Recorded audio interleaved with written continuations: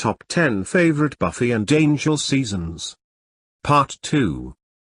5 to 1. Hello there, and welcome to the second part of my video counting down my top 10 Buffy and Angel seasons. We left off with the number 6 spot going to the very first season of Buffy, but where do we pick up? 5. Buffy Season 4. I will admit it in public, I love Season 4. Season 4 is often seen as a mixed bag that has some good episodes but doesn't quite work, but I must admit I really enjoy this one. I must also admit that I wasn't a big fan on first viewing. In fact, this was, along with Season 7, the season of Buffy I enjoyed least on first viewing, but with rewatching has become one of my favorites. Part of that is down to the issues I had with the season turning out to be either deliberate, or simply unimportant to the series as a whole, which enables you to just go with it in terms of the season. For instance, the Initiative storyline. I will admit to being a little concerned with the militarization of the show on first viewing, wondering if they're trying to turn the show into Stargate Sunnydale or something, but of course, that didn't happen. The Initiative is just the season's big arc, and can be enjoyed after the fact just as something different. Likewise, on first viewing I was also a little concerned by how much more comedic a lot of the season feels, and given this was the first season it was running side by side with Angel, I was a little worried that they were going to go more for comedy with Buffy and give all the serious and dark stuff to the spin-off show instead. That didn't happen either, of course. And indeed seasons 5 to 7 are as dark as fuck, which just gives you leeway to enjoy season 4 as a lighter and funnier season. The growing estrangement of the Scooby Gang also was a bit of a concern on first viewing, but again, turns out to all be part of the arc and is happily resolved, so whatever. With almost all those concerns assuaged by later seasons, rewatching made me able to appreciate and enjoy just how much fun season 4 is. And no, I don't hate Riley. In fact, I'm going to risk a Buffy fandom fatwa and say he's perfectly fine this season. The problem with him, in my eyes, is that he's just intrinsically tied to the Initiative plot, and once that was over, he just wasn't that interesting on his own terms. But I digress. I love Season 4. 4. Angel Season 4. Now this is another controversial one. Apparently this season is hated by a number of Angel fans, which I just find mind-boggling. Of course, that could be down to this season turning the show on its head so much, which probably upsets those who liked it the way it was, but did wonders for someone like me, who found most of seasons 2 and 3 frankly interminable to sit through for the most part. Season 4 is a wild ride. Angel does 24 basically, as an apocalyptic scenario with deep roots to the Angel crew kicks off and then just spirals wildly out of control and gets bigger and bigger and bigger. I loved almost every minute of this season, every insane twist, every fantastic WTF cliffhanger, the whole thing.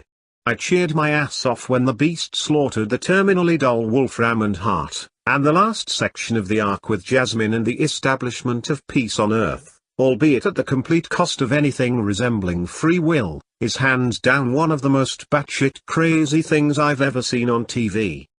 My favorite season of the spin-off show by absolute fucking miles.